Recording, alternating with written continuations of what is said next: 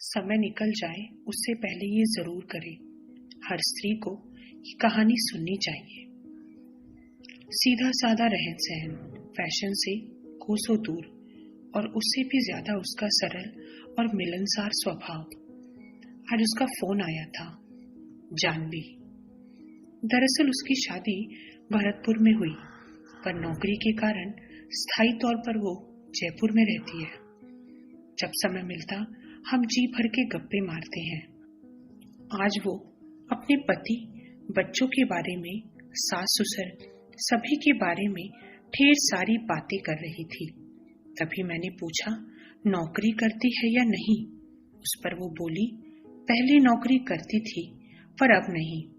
मतलब समय ही नहीं मिलता।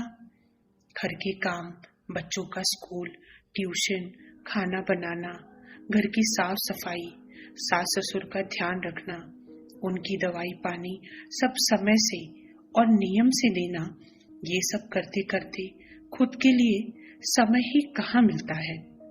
पतिदेव ऑफिस जाते हैं तो मैं घर का सब कुछ मैं ही देखती हूँ।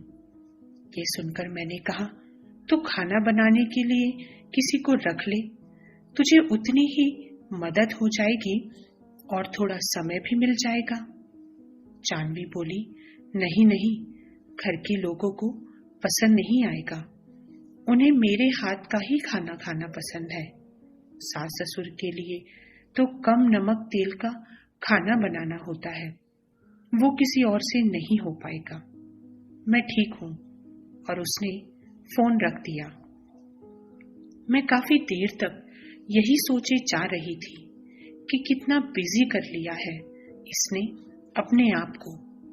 ऐसे में कैसे अपने लिए कब और कैसे समय निकालती होगी क्या पता। उसके बाद काफी दिन बीत गए। जॉब के कारण ना मुझे समय मिला और ना उसका फोन आया।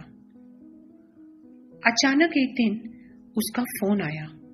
मैंने फोन उठाया तो उसकी जगह उसका पति बोल रहा था और उसने जो बताया उसे सुनकर मेरे पैरों तले जमीन खिसक गई। उसने बताया कि 4-5 दिन पहले ही उसकी मृत्यु हो गई है। ये सुनकर मैं निशब्द हो गई। ऐसे कैसे हो सकता है? कल तक जो मेरे साथ बात कर रही थी वो आज इस दुनिया में ही नहीं है। अगली सुबह मैं उसके घर गई। वहां जाने पर पता चला कि उसे ब्रेन ट्यूमर हो गया था। वैसे उसे माइग्रेन की शिकायत पहले से ही थी, पर वो सिरदर्द को बड़े हल्के में लिया करती थी और इस बार तो उसने ध्यान ही नहीं दिया। डॉक्टर को दिखाया तो पता चला लास्ट स्टेज थी। 3 महीने अस्पताल में थी पर कुछ नहीं कर पाए। आज वो हमारे बीच में नहीं है।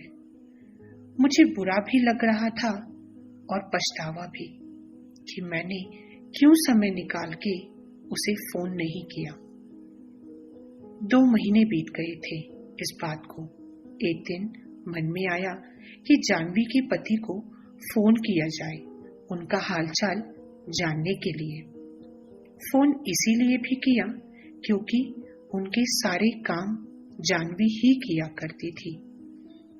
बड़ा मुश्किल होता होगा उनके लिए जानवी के बिना रहना। मैंने उन्हें फोन मिलाया और पूछा कि कैसे हो। उन्होंने जवाब दिया कि अभी वो क्रिकेट स्टेडियम में है। ये सुनकर मुझे बड़ी हैरानी हुई। मैंने पूछा, घर में सब कैसे मैनेज करते हो?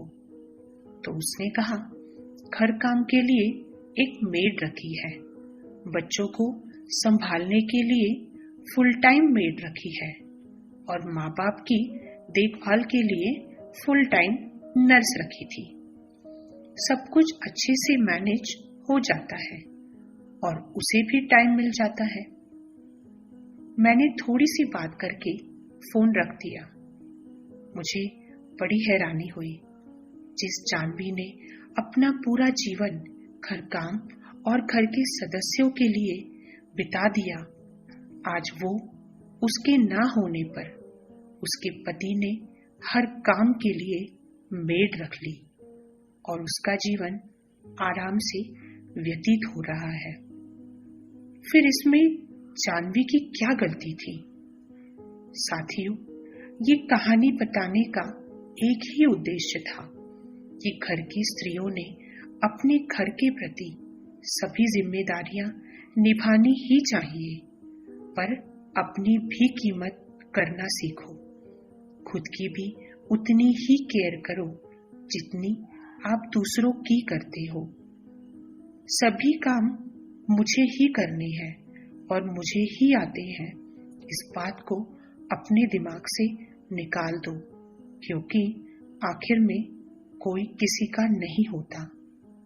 खुद के लिए समय निकालो, खुद को समय दो, क्योंकि गया हुआ समय लौटकर वापस नहीं आता और बाद में हमारे हाथों में भी कुछ नहीं बचता।